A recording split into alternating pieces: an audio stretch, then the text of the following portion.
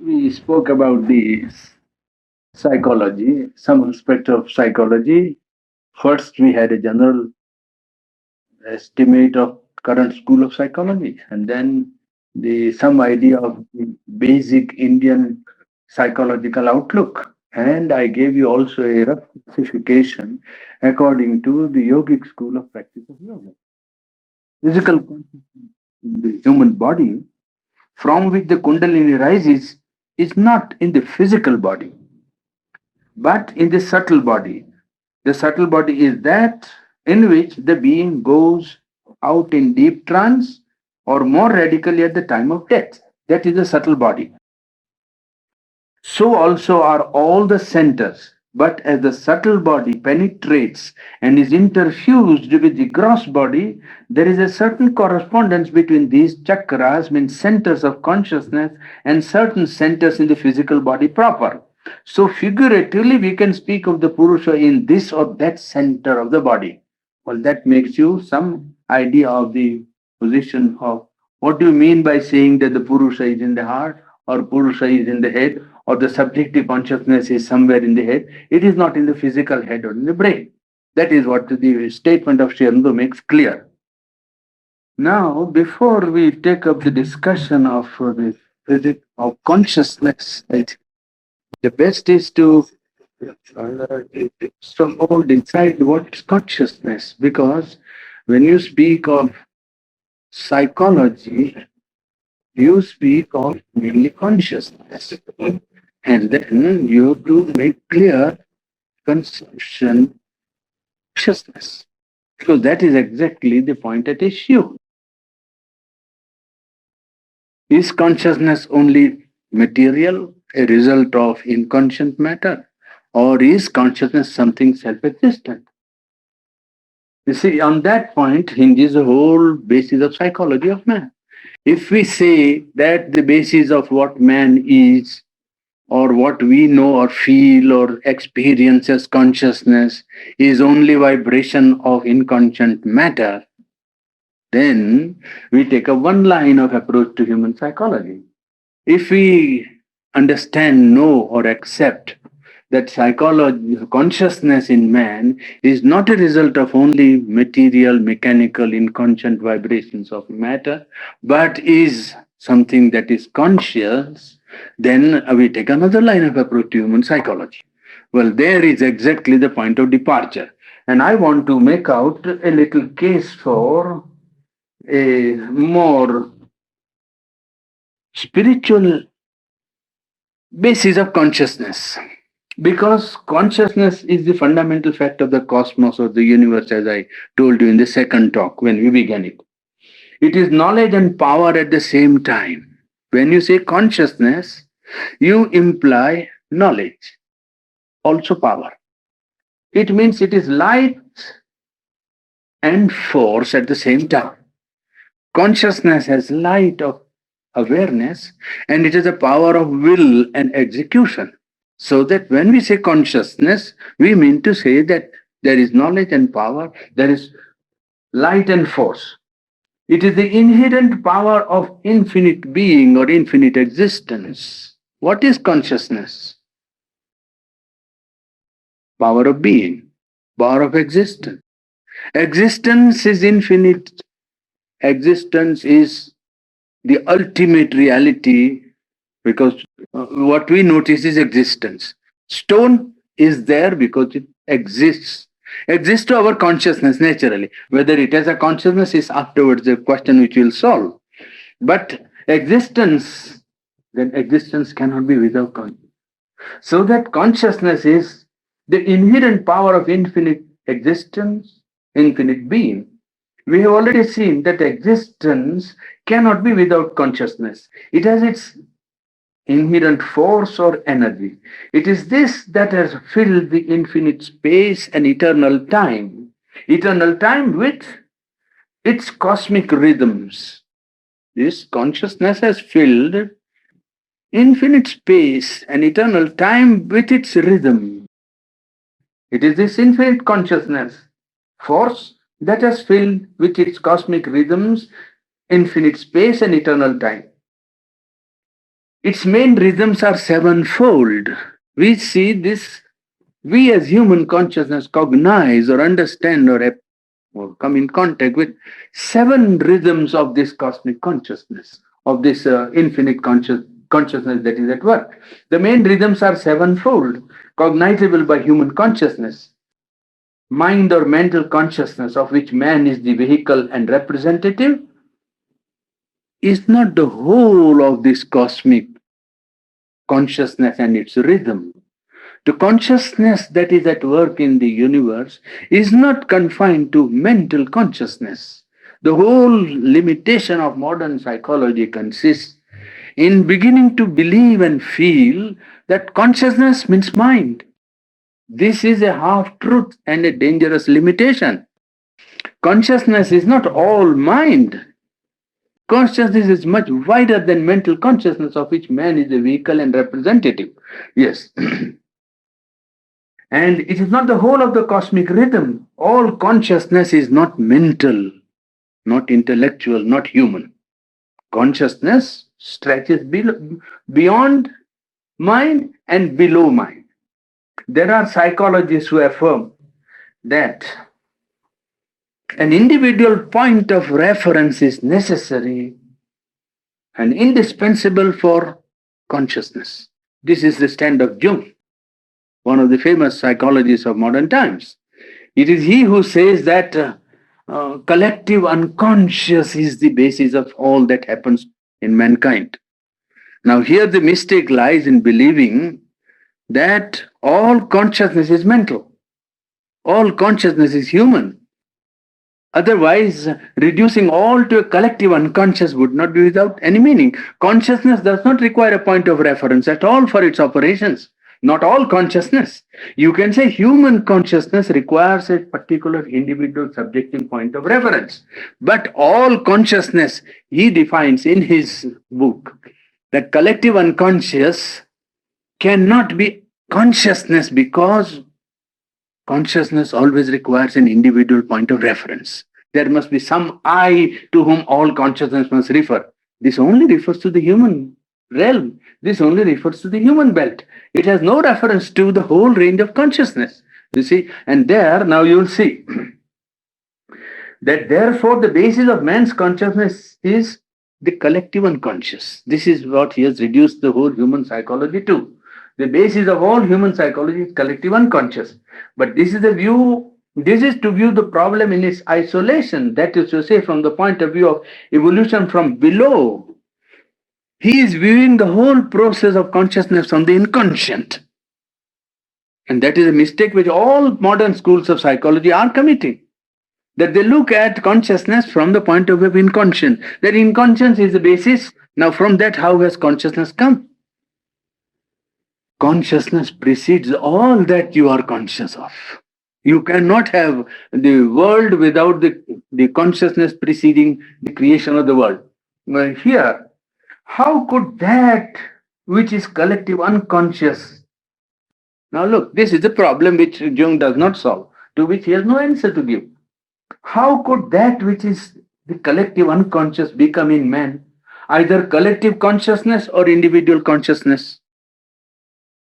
Do you say all is reduced to the collective unconscious? Now, how does that manage to become conscious either in human collectivity or human individuality? How does it manage to become conscious?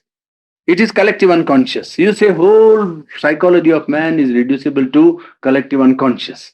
All right, the collective unconscious, apart from the question as to where this collective unconscious resides, what is the substratum of this collective unconsciousness? Is it matter? Is it inconscience or is it consciousness? Apart from that, the question does remain, how does collective unconscious manage to become individual consciousness in man, collective consciousness in the human being? How does it manage from unconsciousness to suddenly transform itself into consciousness? Isn't it? Well, for this, he would say, it gets a point of reference. How does it get? It's no use stating. He would say that because this consciousness got a point of reference. How did the point of reference come? How did this individual I come into being? His book on personality clearly admits that the roots of personality, I'm quoting his sentence almost, the roots of personality are veiled in mystery. This is Jung accepting that personality cannot be explained. Two children born in the same family, brought up under same conditions, same social and all kinds of same environment. How do they happen to differ? Parentage being the same. You cannot explain this by merely saying the consciousness point of reference has come. How does it differ so much? Two brothers, one a genius and another an idiot. How does it happen? So now you see. So how does that I point of reference happen to come into being? Personality, he says, yes, it is inexplicable. It is mystery. It is a mystery in that sense. If you look at it from the inconscient, it will always remain a mystery. The solution of it lies in accepting the fact that the inconscient from which you start to read or understand or comprehend human psychology is the other end. The other end is there of total consciousness, an infinite conscious power of being, an absolute power of being that has brought the rhythms of world into existence. It is that which is really responsible for what happens here to us appearing as inconscient. Well, this brings into prominence the question, which came first, the universal or collective consciousness or the individual? If you say collective unconscious, when your point of reference came into being, did the collective point of reference come into being or the individual? Who was first, the collective consciousness or the individual? It seems evident that it is the universal or the collective that precedes the individual. In fact, it manifests in the individual its power of multitudinous variation. And for this, you can go back to other levels of consciousness, not the human one, but let us go below the level of the consciousness available to man, and you will see that there it is easier to make out, clearly to observe that consciousness is first collective, and it is from the collective that the individual takes his variation or stand as a subjective point of manifestation of the collective. The view that equates all consciousness to mental consciousness is partial, and it can be easily seen if we look at the unique world of vegetable life. You look at the vegetable kingdom, the kingdom of all the biological, manifestation of the vegetable kingdom, and also the insect and the animal world. There is consciousness there. We cannot say that it is not conscious. It is conscious. All right, there you observe. You will see there that this view which equates all consciousness to mental consciousness is partial. It's not true. It's not correct. There, the consciousness has life energy in the vegetable kingdom. Consciousness there works as life energy, and it finds expression in the universal and throws itself out in group, manifesting a common characteristic, and then in each group again there is an infinite variation at work, so much so that one plant could be said to be an individual variation of the group. A collective consciousness that manifests has life energy in the whole vegetable world. Then you get one cosmic energy as life energy in the vegetable kingdom into classes, different classes of vegetation, different biological orders, as you would call it, orders of the vegetable kingdom. Well, each order has its common characteristic. Genus and species, each order has its common quality, characteristic, power. And in each order, there is an individual variation so as to make it possible for us to identify one rose from all the groups of roses. A plant of rose from 1,000 plants of rose can be identified, so that there is a common characteristic, a collective life energy at work, a collective life consciousness at work with common characteristic, a group which takes a particular characteristic, and in the group again an individual which can be identified, a variation on the play of common qualities. Now there you see that the cosmic or the collective consciousness precedes the creation of the individual. The individual does not create the class. The vegetable kingdom as a vegetable kingdom is an expression of Consciousness is life energy. Now, this life energy is universal and common. And on the play of this common life energy comes into expression an individual variation. So that the individual does not create the collectivity, the collective consciousness creates or manifests itself in the individual. There you see the collective precedes the individual. Now, here, so much so that a plant could be identified. The same is true of the insect and the animal consciousness. Their collective consciousness precedes the creation of the universal point of reference. Even there, the universal point of reference comes into being afterwards, not first. Yeah. Consciousness power, as we call it in Indian parlance, Chit Shakti, throws itself out in multiple rhythms. Seven main rhythms that are possible of experience by human being. It has become here, so to say, first, this cosmic rhythm, the play of consciousness power, seems to have thrown itself out here in the form of the earth consciousness and has there entered into what might be called a dumb trance. The cosmic conscious power has thrown its rhythm into earth consciousness, and the earth consciousness there it has become entered into what might be called a trance, a dumb material trance, if you like, from which infinite energies are working with a mass. They are not conscious. Energies are working in the earth's consciousness with a mass.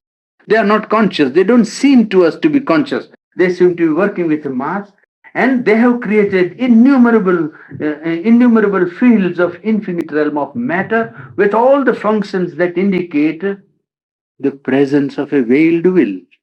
After all, when you study the operation of material energy in matter, dumb, unconscious, and according to scientists, inert matter, what you find is that there the operation of energy shows the operation of the conscious will. After all, it doesn't seem to be absolutely so unconscious as to submit to the dictation of mind.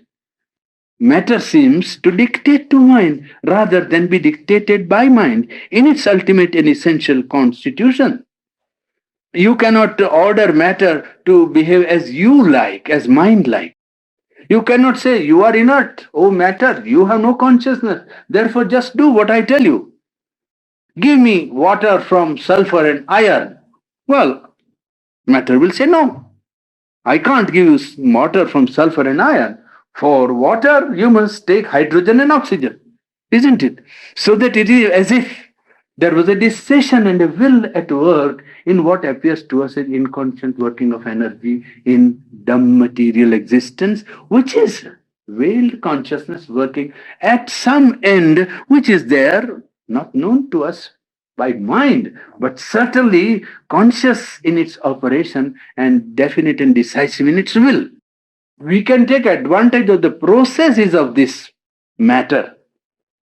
We can understand what it does and make a factory out of it, make a scientific experiment out of it, and apply it to life and make ourselves happy. But by that, we are not dictating to matter, please understand. Our mastery of matter proceeds only up to the processes, not to the constitution of matter. We only have master of process by understanding, experiment, and application in life. But it is not as if we had now got, a sort of a master by which we could make matter do whatever we like. We can do it only by obeying what matter is doing by her own constitution. If you know that rubbing two pieces of wood produces fire, you can say, now I want to subtilize this process and produce fire without rubbing wood. But I know that fire can be produced by a violent vibration in matter. That's how. Or you can say that electricity is produced in a certain way. Well, I will try to devise a new process by which I can get an electric current. But you are not creating electricity. Matter cannot be created. That is scientific position. Matter is indestructible, uncreatable. You cannot create matter, you cannot destroy matter. You see, on that the whole scientific basis, the edifice is built up. This energy seems to work with a sort of a veiled will, an involved consciousness, if you like to call it. There is a consciousness, but which is involved. The same conscious power, the Chit Shakti, as I told you, well, throws itself out into innumerable varied rhythms of life force, creating collective life consciousness. It created a sort of an inconscient material working out of a dumb energy. Then it struggles itself and throws itself out into innumerable varied rhythms of life force, creating collective life consciousness, or, if you like to say, giving rise to what can be termed collective life soul. A collective life soul is created. The vital soul in the insect, the bird, and the animal kingdom.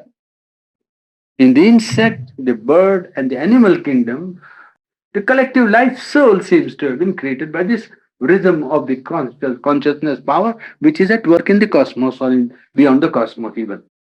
The consciousness power has thrown itself out in universal mental consciousness, giving rise to varied states of mental energy. And there, she has succeeded in creating a self aware point of mental, vital, and physical consciousness. In the mental expression of this conscious power, the power succeeds in creating an individual point of reference. And this individual point of reference called man is mental, vital, and physical in his consciousness. He takes up the material consciousness, he takes up the vital consciousness, he adds the mental consciousness. He is a composite of mind, life, and matter. Yes. The first emergence here we see of a subjective self in the universe. The play of universal mind, the play of consciousness of universal mind here becomes very complex. In the animal, you at once see that in the beehive or in the herd, there is a common instinct to which all the individuals are subjected. You easily see that. In man, you don't see that he is subject to universal mind. Nobody perceives it, and this is called ignorance. If you study a beehive or an anthill or a herd of animals, you immediately know that it has a collective entity. And all members obey the need of their collective entity instinctively. They have an instinct, they know. And the whole group behaves in a way as if the whole knew, and each one knew what the whole required. In man, the play becomes tremendously complex. This mind coming into being and creating an individual point of reference which was not there in the animal and the insect kingdom. And this creation of self aware individuality of the subject creates a complex play. And this complex play, well, hides that great truth that each individual mind is nothing else but a particular application of universal mind. It's not known and not consciously felt. Well, this creates what we call ignorance and complexity of many problems. Problems of man are due to this fact that he does not know that his mind and his life and his body are nothing but a result of cosmic mind, the cosmic life, and universal matter. He doesn't start with that. Then it would be easy for him to know. But that is exactly now a work which is set before him. So to a problem. Yes, it becomes complex. Then tends to lose sight of the universal and acts as an isolated center of consciousness. It is that which creates the complexity of human problems. And yet, the spiritual consciousness force that is working here has produced remarkable rhythm of slowly growing collective life. Here, the conscious power or Chit Shakti has not left the individual alone in the labyrinth of his own egoistic movement, forgetful of the cosmic consciousness. It has forced an evolution of collective consciousness here in man.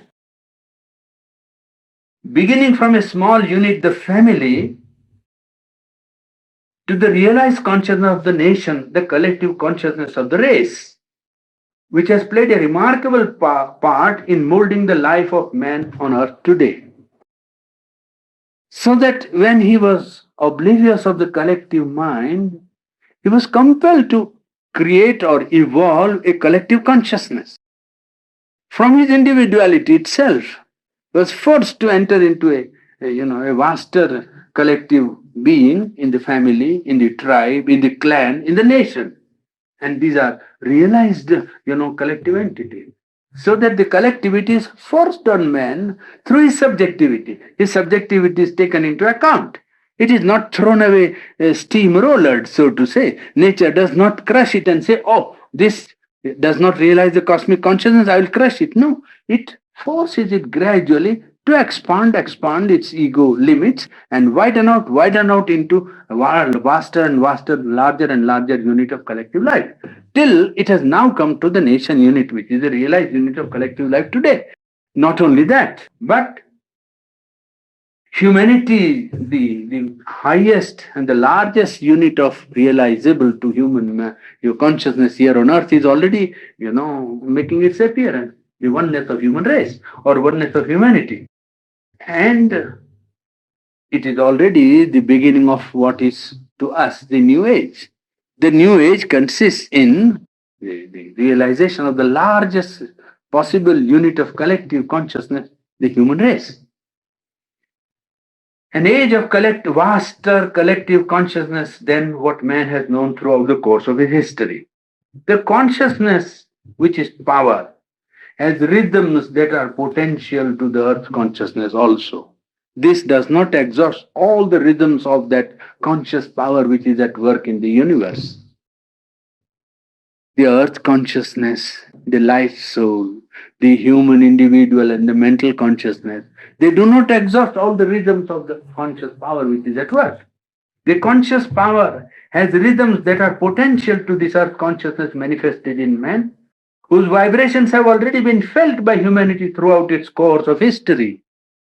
Man has not been completely ignorant of the greater vibrations of this rhythm beyond mind.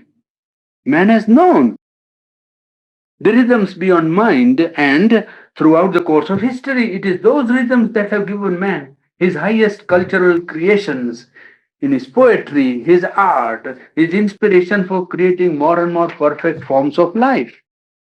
There you see that man has known something beyond the rhythm which is already at work, because there is a potential rhythm already operating to manifest itself here, already working out so that it can be expressed here.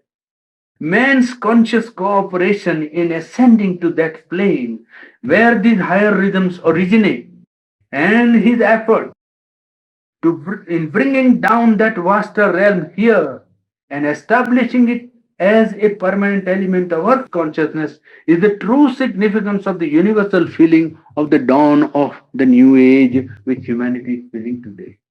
The real significance of this feeling that a new age is coming consists in ascending to conscious cooperation in making the ascent, that is one, and bringing it down, bringing that vaster realm of consciousness here down and establishing it as a permanent element of earth consciousness. That is the real meaning of the new age that is coming, not only the fissioning of atom and going out into space and going to the moon. That is only the preliminary of what must happen in consciousness first. It is true, not that there are no difficulties and obstacles to the coming of this dawn, but already the clouds have been dispersed in the inner worlds, and some streaks of light have been seen. To be successful in penetrating the gloom of the prevailing situation in humanity today. Well, this as far as consciousness and aspect of consciousness is concerned. Now I take up some work of clarifying the psychological implication of this stand. Now I take up some work of clarifying the psychological implication of this stand.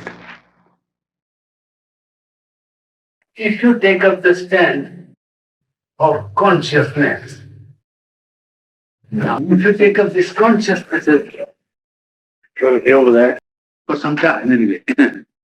Of consciousness.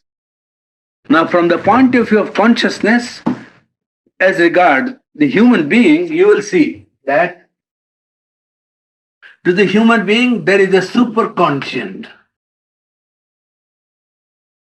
then the conscient, and the subconscient. Now, to the conscient, you can add the subliminal. Conscient, you can add, if you like, the inconscient. The consciousness power or the concern, infinite consciousness power, Chit Shakti is concerned, you can feel it as a superconscient, conscient, subconscious. Now, as a addition or additional movement of the conscient, there you can see the subliminal.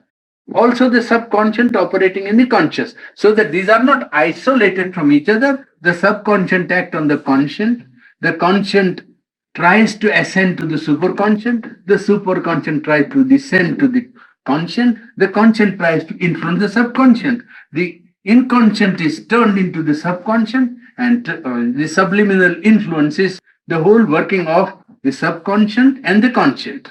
You see, you can say that there is an interplay of all the forces. It is not as if we are analyzing this for our mind to make the point clear. It is not that these are cut and dried steps unconnected with each other. When we say superconscient, it acts on the conscient. When we say the conscient, it tries to ascend to the superconscient. When we say the conscient, it is influenced by the subconscient, and it also influences the subconscient. You see, when we say the subliminal, well, it influences the conscient, and the conscient is influencing the subliminal. In the same way, the inconscient is also influencing the subconscious. Well, like that is one way of classifying. Well, that shows you one way of looking at this problem. Consciousness and its, realms. Now you take another view. You look at this problem from the point of view of, say, cosmic consciousness, let us say. That was conscious power of the infinite. Now we take cosmic consciousness. If you take cosmic consciousness, you will have to consider it in 2 points. Okay? You have a line of descent here and line of ascent here. Apart from the fact that the cosmic consciousness has a double aspect of passivity and activity, are 2 aspects of the same consciousness. Now, in the descent, that is to say, it's coming down, you find here the absolute. But the first line of descent, when it takes place, you can say it is felt or known as Satchidananda. Infinite being, infinite consciousness and power, consciousness and power. That is the 3 things, but descends into the truth, descends as truth consciousness. Truth consciousness, which Jarno called, the Veda calls the Rita Chitti, truth consciousness or supermind. And that descends into overmind or descends as overmind. That descends as mind. And that works out as life. And that further descends into, well, you can call it matter. And below matter, you have the inconscient. Cosmos. All these are universes.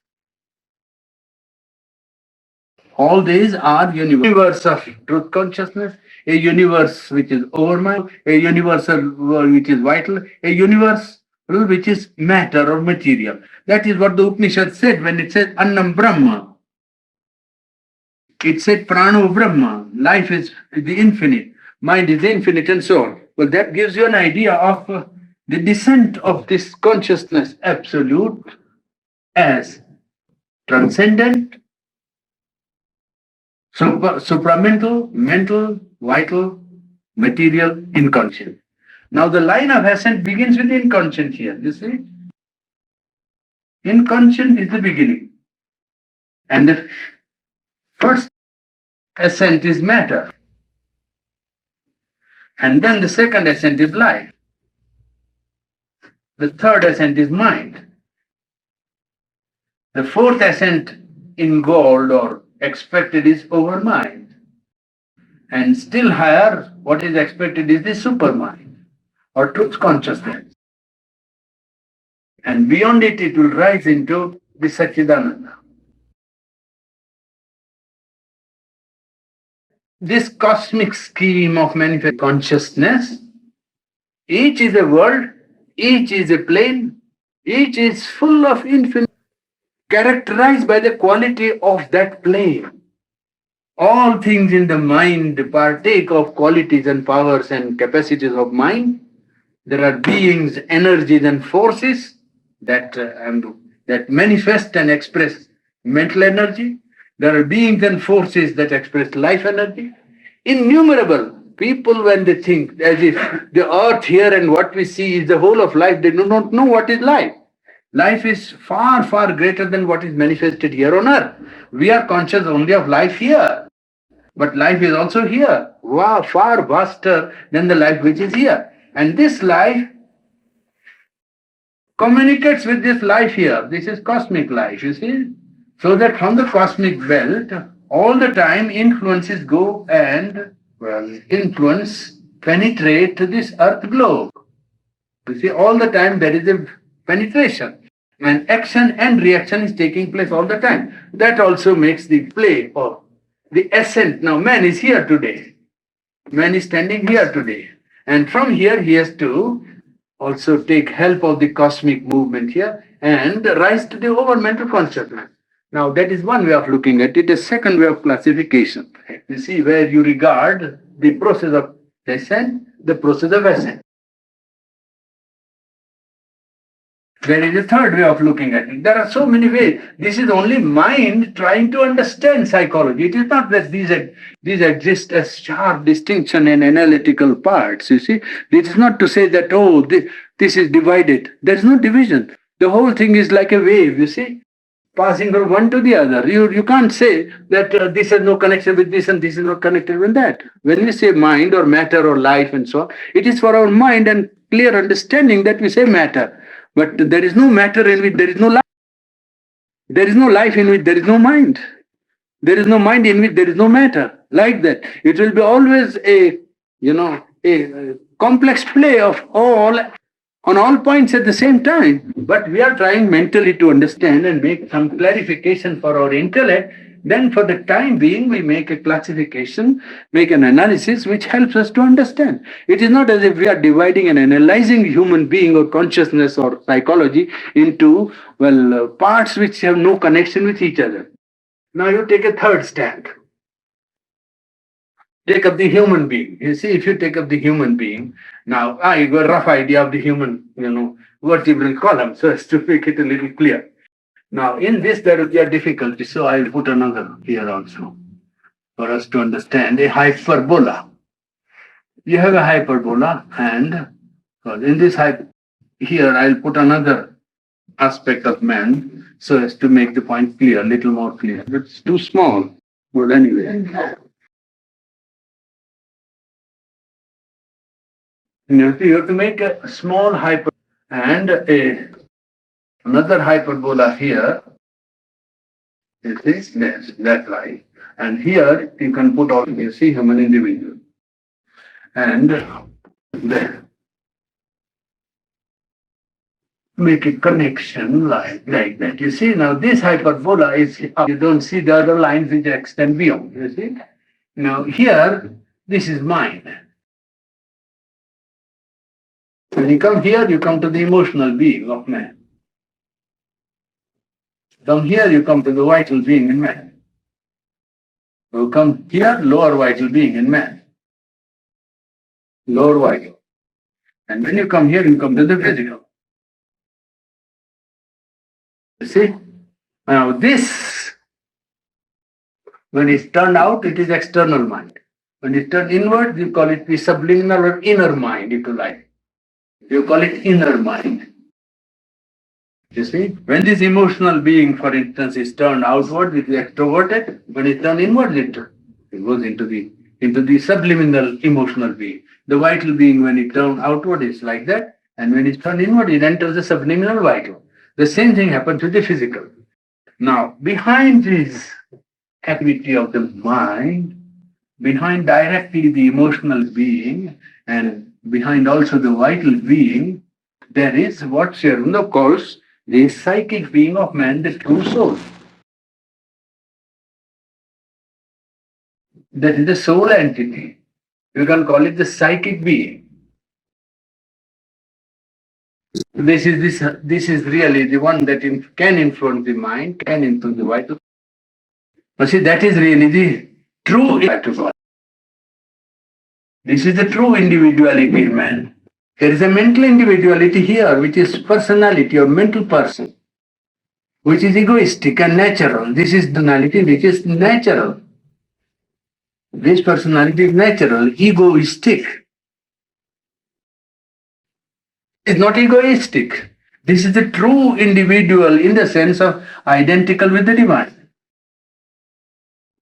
Because it is in direct contact with the supermind. You see here, directly it opens to the level above. Whereas this natural personality, mental or vital or emotional, but these are all egoistic natural personalities, necessary for growth in ignorance, but ultimately to be governed by this true being which is behind. When that awakens, then man becomes conscious of his true self, of his true purpose in life, and then can pursue the path of growth of consciousness, not merely acquiring knowledge of facts, not merely intellectual philosophy, but widening of consciousness, because this consciousness is already in contact with the higher consciousness, the supreme consciousness, the divine consciousness, and it can bring down the power, the illumination, and the all the working of the divine into this true individual first, and lead the mind, lead the emotional being, lead the vital being to manifest and express that which is coming from above, from the divine.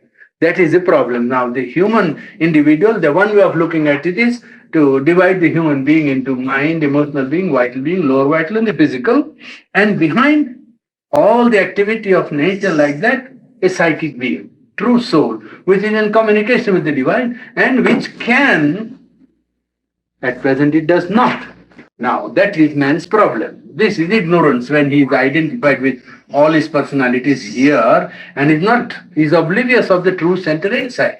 When he becomes conscious of the true center, then his mental being, vital being, emotional being, and the physical being try to be governed or allow themselves to be governed by the true individual, which is one with this divine being, a divine entity. You see, that is man's problem, you can say. Now, that way is one way of looking. The fourth way of looking at it is where I must represent that hyperbola better. You see, now you take up this hyperbola, which is of the infinite. Infinite realm of Satchidananda, you see. That is called in mathematical the realm of the infinite. Now there is a connecting link, a square called the supermind or truth consciousness. Truth consciousness. And this is connected with the lower hyperbola, where mind is the highest term, life is the middle term, and matter is the lower term. You see? Now here is man. Here is the animal kingdom, you can say. And here is material world. You see? And then man has now, when you say mind here, only mind I must put here, really. And then when you put man here, then man has got here in this world his mental being, his vital being, and his physical being connected with these universal aspects of the same. And this mind can open here, he can consciously open to this consciousness and bring down something of the,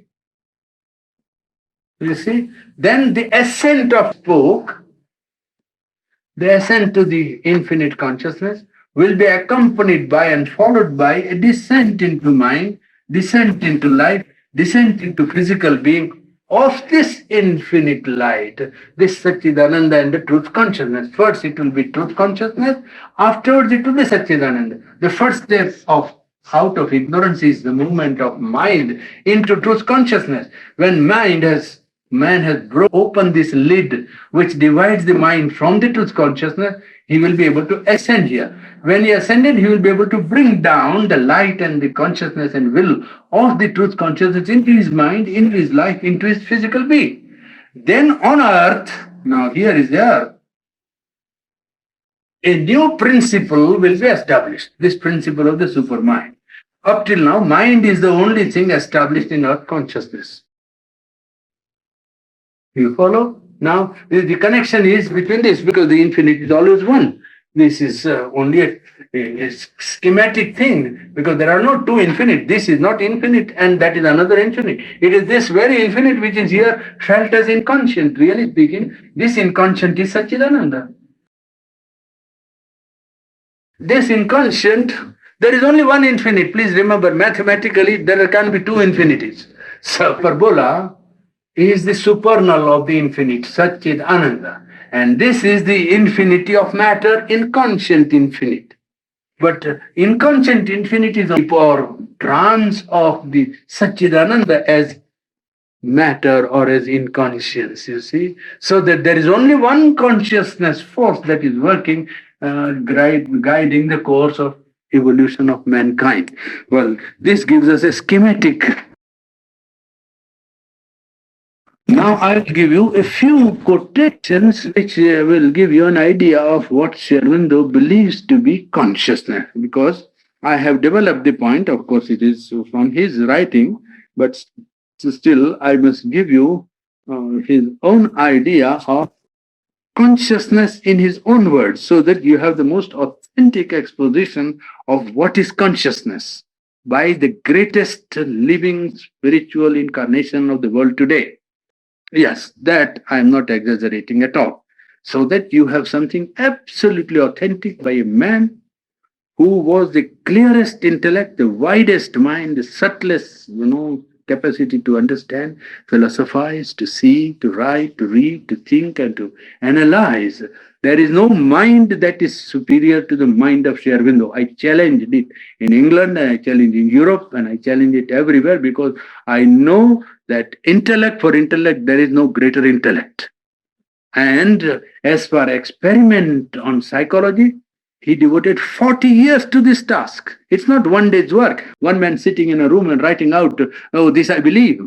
It is a work done first on himself, then on dozens of people, then hundreds of people, and a generalization is arrived at. So that the people who claim to be psychologists, modern schools of psychology, are writing cupboard full of books without even knowing who they are.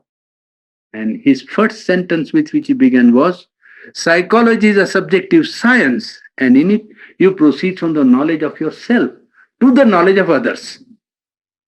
The psychologists today do not know themselves. And how can they know other people except you can dabble in other people, as people always do dabble. Unconsciously, everybody dabbles in other people's affairs. Parents dabble in the affair of children. The municipal people dabble in the affair of the city. The voters dabble in the affair of politics. The politicians dabble in economics. The economists dabble in all kinds of things, isn't it? So that is nothing new. If psychologists say that they are doing marvelous work, it is dabbling with other people. They are not solving any problem because they themselves don't know who they are. To proceed on the basis that vibrations are taking place in brain and become thought by electrical discharges is not to know what is a thought.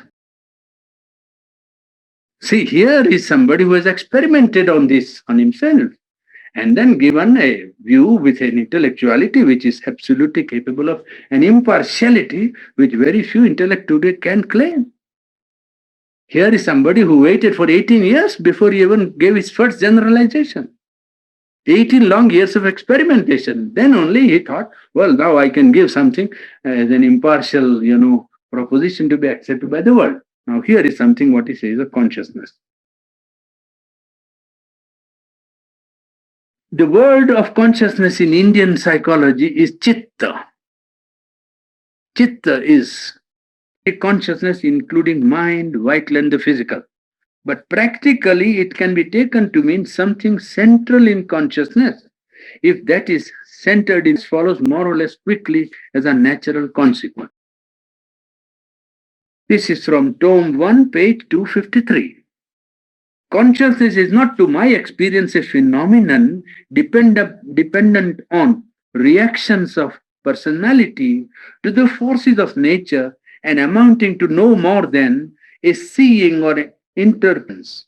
If that were so, then when the personality becomes silent and immobile and gives no reactions, as there would be no seeing or interpretative action, there would therefore be no consciousness. That contradicts some of the fundamental experience of yoga, which is a silent and immobile consciousness, infinitely spread out, not dependent on personality, but impersonal, universal, not seeing and interpreting contexts, but motionlessly self aware. That is consciousness. Why should it react? You understand? Yeah. Not dependent on reactions, but persistent in itself, even when no reaction takes place. The subjective personality itself is only a form, which is a power inherent not in the activity of the temporary manifested personality, but in the very being, in the self. Consciousness is a reality inherent in existence. Whatever you feel as existence, well, there is always consciousness inherent in it. It is there even when it is not active on the surface, but silent and immobile. It is there even when it is invisible on the surface, not reacting on outward things, but withdrawn and either active or inactive within. It is there even when it seems to us to be quite absent, when the being to our view unconscious and inanimate. You follow me? Yes. So that the stone is not inanimate. Consciousness is not only power of awareness of self and things. It is or it has also a dynamic and creative energy. It can determine its own reactions or abstain from reaction. It can not only answer to forces, but create or put out from itself other forces. Consciousness is chit, but it also is chit shakti, power. Consciousness is usually identified with mind, but mental consciousness is only a human range which no more exhausts all the possible ranges of consciousness than human sight exhausts all the gradations of color. There is the infrared, there is the ultraviolet, which eye does not see. It does not mean that the vibration does not exist or the color is not there below the red and beyond the violet. Well, in the same way, mental consciousness does not exhaust all the range of consciousness. Or human hearing all the gradations of sound, for there is much above and much below that is to the man invisible and inaudible. Sound barrier and yes. So there are ranges of consciousness above and below the human range, with which the normal human has no contact, and they seem to it unconscious. Supramental, overmental, and submental ranges. See, that is what human beings generally think of them. When Yajnavalkya in the Upanishad says that there is no consciousness in the Brahman state, he is speaking of consciousness as the human being knows it. The Brahman state is that of a supreme existence, supremely aware of itself, Swayam Prakash, lighted by its own self. It is Satchidananda, existence, consciousness, and bliss, all in one, triple.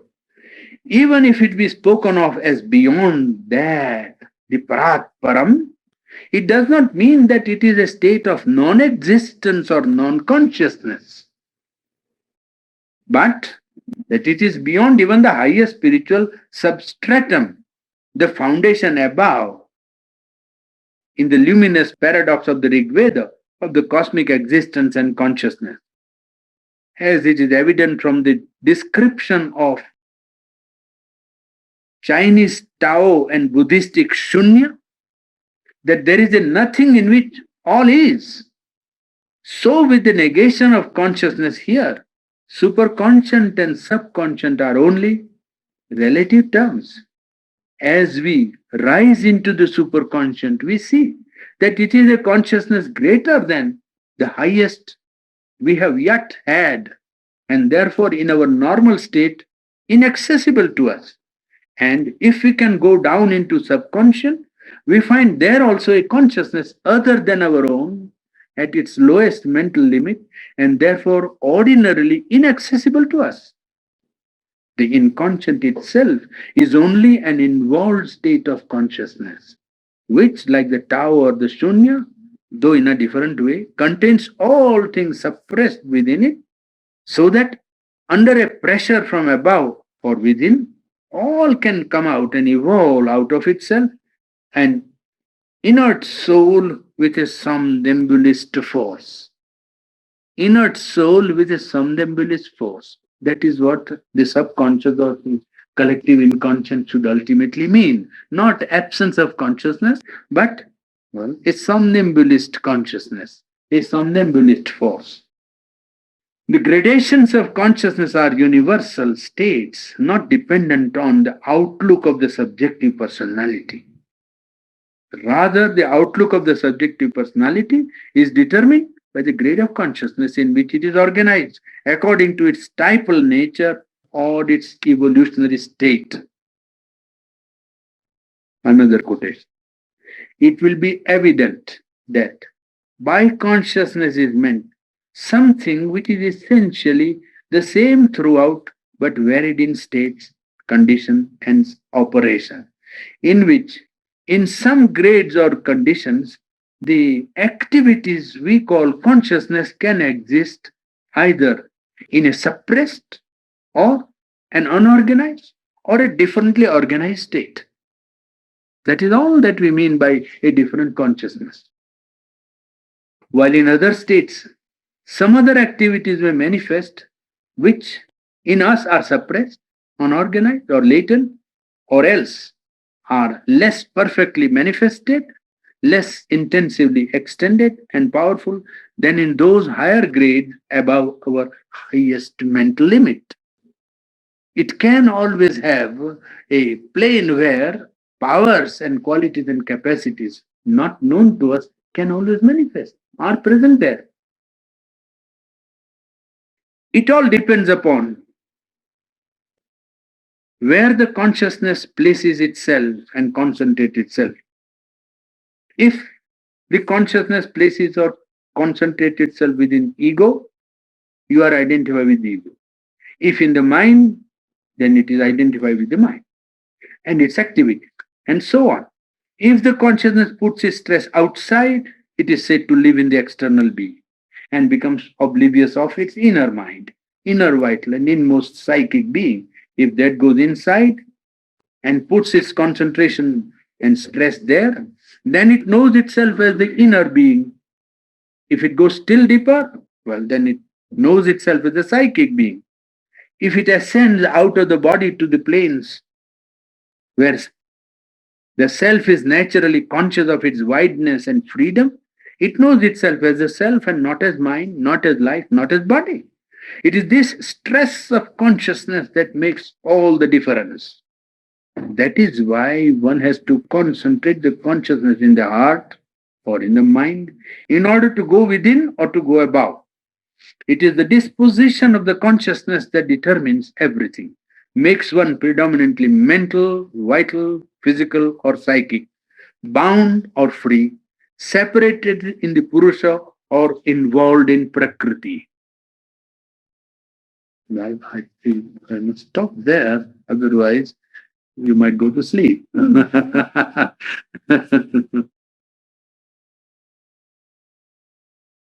Something like a lower rate of vibration. Yes, not merely lower rate of vibration, but it is a descent of consciousness into lower plane of being, you see.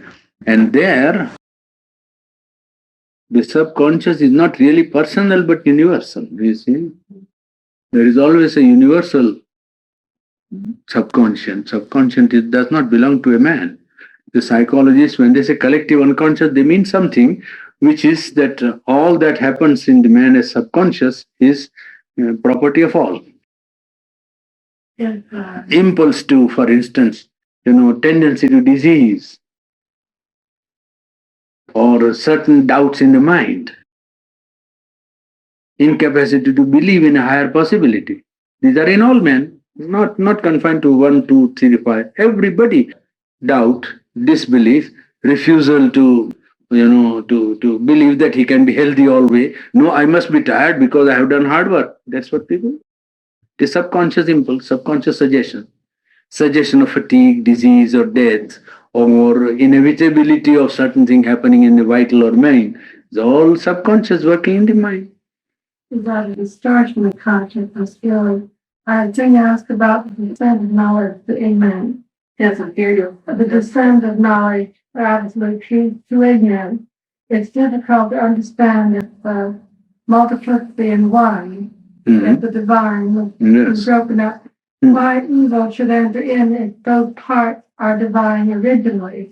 How does evil enter into consciousness? I first showed you here that creation of the individual was a necessity to create a cognizing center in an inconscient world.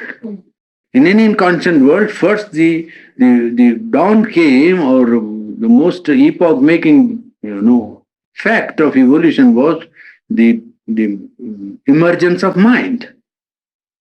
And emergence of mind also was creation of the problem of ignorance. Now, this is a problem which is set. By whom? Not by man. When you think of, we will come to it in the life divine, because that's another line of explanation as to how the one has become many, or the divine has become inconscient, and, created what man feels as ignorance, suffering, evil, death, and, all kinds of negation of absolute perfection. Put it like that. How does negation of absolute perfection happen to come into being in a world created by God? It's a very simple problem, very simple to be put. Solution is difficult because man thinks in terms of his mind to solve this problem. And he thinks that the duality must persist to the last. This is not true at all. Duality is a temporary stage imposed in the process of evolution, because ego had to be created in order to make consciousness possible in a world of inconscient. Now, therefore, this ego acts as a center of the universe rather than as one center of the universal. And this makes possible a great divine potentiality, that when it says, I am the center of the universe, it wants to assert that I am fundamentally divine. And that becomes possible only by its standing on that little infinitesimal point of his ego, his little body and mind and life, and widening out into the cosmic consciousness and ascending to a higher consciousness, and bringing down the light of the divine consciousness, the cosmic consciousness, on that little point of his individual manifestation. Then he becomes a point of light. You follow? I don't know. That's where it is. Yes. It is that which is there, and it is the whole problem is the widening out of human ego consciousness into the potential consciousness, the cosmos and the transcendent. Then the light of the transcendent and the cosmic consciousness penetrates into the mind and life and the physical of the individual, where he, as one of the many, brings real one into manifestation. And then imagine now all the points that are around him, all the many, each becoming a point of light. Then the manifestation that you have is something inconceivable as a perfection. Yes, supposing all the individuals here or many individuals here acted and became or succeeded in becoming points of light by widening their ego into the cosmic and the transcendent consciousness and bringing down the light of truth consciousness and will and harmony into their life, and each becoming a point of its expression by a nature which is transformed completely, what a manifestation of the divine will there be, which is really the price of ignorance well paid. The suffering and pride and all that which is that which cannot exist in the Satchidananda is possible here. There it is as potentiality. Here it is a materialized and actualized concrete realization, is it not? And in each point, as he says in the Savitri, the great epic, that each drop of the ocean realizing the ocean. Each drop of the ocean realizing the ocean, and the whole play becoming a harmonious play. You see, if each individuality rose to that ascent and brought down the light, then there would be a harmony, there would be what you call a symphony. There would not be conflict because it's only one truth that is manifesting through each point of light. It is not diversity that is difficult, it is only a variation. There is no division and conflict. Separation is not the principle of expression. It is variation on the basic unity. So, and a play of variation is not conflict. A rose, yellow rose or golden rose differ from the red rose. Red rose differ from the pink rose. But there is no conflict, isn't it? On the common basis of a divine consciousness or one, the play of the one varies and brings into expression a rich efflorescence of its own fundamental divinity. Because divinity is inexhaustible. Why should it be only Unitarian unity? That is the problem. People, when they think of monism, they think in terms of Unitarian unity, that all differences have to be wiped out. But differences are not separations and divisions, but variations on the theme of unity. And therefore, they are necessary for a rich manifestation of the one supreme that has brought the world into existence with a purpose, with a will. There is no anti-divinity that has brought the ignorance into play. One omnipresent reality is responsible for whatever is happening. Even ignorance, conflict, and evil, and suffering and everything. And then taking that stand, it is quite possible to explain the universe to ourselves and to try to bring about a possible divine life on earth, which is really the highest destiny possible to man. The highest destiny possible to man is rising into a divine consciousness and creating here a divine life. That is what ultimately the solution points to. Reconcile the duality. Yes, the duality really is there as a temporary stage imposed as a necessary condition for evolving further. Division is not fundamental to the cosmos. It is a temporary stage. So is ignorance. Say that tension is states of tension between the divine light and the greater consciousness and the vital forces in us. These tensions are powerful and they're meant to be, and they have until they work themselves out, they are very necessary for us, and they're very scientific. That is, we couldn't have experience in evolution without tension. No, that is one way of looking at it from above. There are two ways. Always here, what I showed you, there also you will see that you can look at the same thing from, as I told in the morning, he looked at the world that is from a world that is to be. Now, most of the people who tackle or think of this problem are overcome by, the world. To them, that is last word, everything now. They don't know what is to be. Well, if you can look at the world from what it is going to be or can become, then you can understand better what is. But if you allow yourself to be overcome by what is, or be occupied with the immediate and the present, well, then you always think that nothing can be done. That is how man sees. And also, secondly, that unless and until you understand the thing that has to come or the fulfillment in the direction of which man has to grow, unless you know that, you cannot justify the present only by saying, well, the present is necessary, or the tension is necessary, or suffering is necessary. It is necessary when you know why it is necessary. Otherwise, to insist that, well, for instance, take a sadhak, take a man who wants to progress in his inner life. And if he says, of course, you see, egoism is necessary, desires are necessary, ambition is necessary, so I have to go through. Well, then he will take eternity. Naturally, there is no hurry about it. He will. He will outgrow. Exactly, you see, that after all, it is all these are necessary. Therefore, let me go through. Well, in that case, he has to do a long span of time. He says, why that is here? I must get out of it. I must not have desires which are insatiable, because desire cannot be fulfilled. It is true. After even believing that he will have sufficient pressure of desire, when he says, I must not have egoism, after even knowing mentally or somewhere in his mind, there will be plenty of egoism left in him to tackle. You understand? It will not go by saying, I don't want egoism. It will be there in sufficient quantity to give him hard work.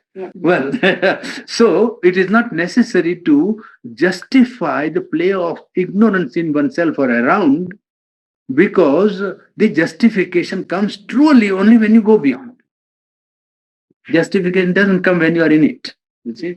And therefore, for people who are in it or dealing in it, even a yogi who has risen to the higher consciousness, knowing full well that this man requires this ignorance, he will knock it out. He will all the time say, it is stupid, you must get out of it. He knows that he won't be able to get out of it now. But still, because the pressure has to be brought from the higher consciousness to change the equation that is obtaining in nature, you see.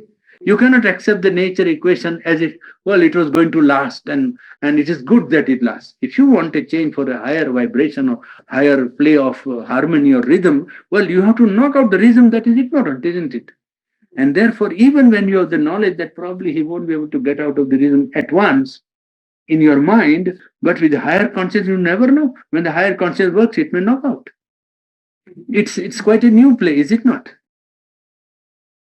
You are not putting a mental force and trying to change the rhythm. You are putting a higher force, and you don't know the effectivity of the higher force. It is incalculable. That is what people call grace. Yes. But you bring that higher consciousness to bear upon a problem or upon a situation, and suddenly there is a change. And you find out it has changed. I was thinking this can't be done. Well, it is done. That is why human character is not fixed for spiritual persons. And that is why conventional values, social values have very little place or relative importance in the mind of spiritual persons. They have a value of their own. They don't take human character as fixed. They always know that human being can change with difficulty, but with divine help, they can change quickly also. So you never know what can happen to a man. There is this, I think what was his name? Saint Augustine, is it not? Saint Augustine, in European culture, in India, there are any number of dozens of persons whose life till yesterday was what you call wicked or wrong or bad or, sinful, and suddenly there is like that about turn. So that can happen. Character is not fixed. Yes, yes. Oh, there is that story of Anatole France, which I am reminded of, Procurator de Judea. Very fine story. And, When you travel with you've always ever mentioned the first, your thought of life. Eventually, both ends of consciousness join, and is there where this end and the divine at the other end, and eventually do they not join in a circle with the stream of consciousness? I don't follow. Well, this Kundalini. Oh, yes. Yeah, I was wondering about that. I'd heard about it. Yes. Eventually, the ground is they join us. Yes, it is. You see, from his point of view, I have not yet come to that passage. Perhaps it has it is coming or I have already given, I don't remember. The true Kundalini is above. You see, it is already awake. That is what Ramakrishna said also to his disciple when he said that, well, I want to do Hatha Yoga. So he said, you should not begin from below, you must begin from above. And you see, begin from above, the Kundalini is always awake here in this Sahasradala. It is already conscious. Bring it down by opening your heart or mind, and then it will knock at the Muladhara, the lower center, and awaken the one that is sleeping in the material, physical, nervous consciousness. When the two join, then there will be change in the nervous, vital, and the physical system, which will be of used for a divine work. Certainly, it can be of great use to the divine work. But it is not that you sit down to begin with the body. Because if you begin only with the body and if you succeed in awakening the sleeping Kundalini, more likelihood, and I have seen some instances where the vital being not purified, the awakened power is not, well, turned into channels or canalized for higher purposes. It is used for satisfying ambition or ego or, and then it is misspent, as you say. You have earned $1 million and you have every right to misspend it. See, he gets it and then he doesn't mind, well, wasting it like that. You can. In spiritual life, it is also possible. But that is what happens unless the vital and the mind is purified completely. Awakening of Kundalini is therefore not safe for ordinary persons. For generally, they don't succeed, won't succeed, but if by a strong aspiration he succeeds, and if the vital and mind are not purified, well, the result is not very happy, to put it mildly. I have seen myself, man doing 15 years of good at yoga, and a sincere man. I mean, he was not insincere when he began, but he didn't know that in his vital there were impurities. And then when the power awoke, he couldn't know what to do with it, you see. But if you approach it to bring it down from above, yes, then it is much safer because you cannot bring down more than your opening. You see, it will adjust itself. It is like a slot. But it can never, unless you can pull down a great power with some powerful aspiration in one part of your being, while other part is not prepared. And you may have also undesirable consequences. But they are more rare because, first of all, your opening, well, it will be the decisive factor in bringing the play of the higher power. So if your opening is small, only little vibration or less effective vibration will come. More you open, the more effective vibration will penetrate naturally. Then it will be a safe movement from step to step, you see. There only one danger is that there are people who have got split personality, or one part more ready than the other part. Mind is more prepared than the vital, or the emotional being is more prepared than the vital. Then that part can open and pull down a power from above. And then the vital being not ready, there may be a want of balance, and either he may lose his mental balance or he may even misuse this higher power. That can also possible. See, it can happen. So in this process, the safety suggested is that you depend upon the aspiration from the heart or from the mind, upon your sincere rejection of all the play of ignorance that you notice, and upon your power of surrender. That is how Sri Aurobindo puts it, and Mother, you see. They say the safest way is yoga. If you want to follow yoga, the safest way would be if you can be sincere in your aspiration, sincere in your rejection of all that you notice in your nature as ignorant. You will be made to notice it. Please note. It is not for you to say, I want to notice. You will be made to notice imperfections. This is the inevitable law of spiritual growth, that when you aspire for the light will come. When you inspire, you see, sincerely aspire, the light will come and show you what is undesirable and what is to be rejected. Well, then you have to reject it. If you can't reject, you take the help of the divine to reject it. You pray to the divine or ask for result, appeal to the divine to help you in rejecting ignorance, whatever it is noticed. in the mind egoism, in the vital impulse or ambition or greed or hatred and anything that you notice. Well, you when you notice it, you reject it. That's all. Because then you know that it is in you, because it is all in the universe. You don't worry about other people, you worry about yourself, first of all, isn't it? Then you reject it. And when you reject sincerely, you surrender to the divine and implore the divine to change you, to be in you, so to say, to take hold of your being and to guide you, to give you the path or to give you the fulfillment or fulfill His will in you. That's all. That is safety. There is no danger in this process. Anybody can do in any situation of life. It is not necessary to go to the jungle for doing that.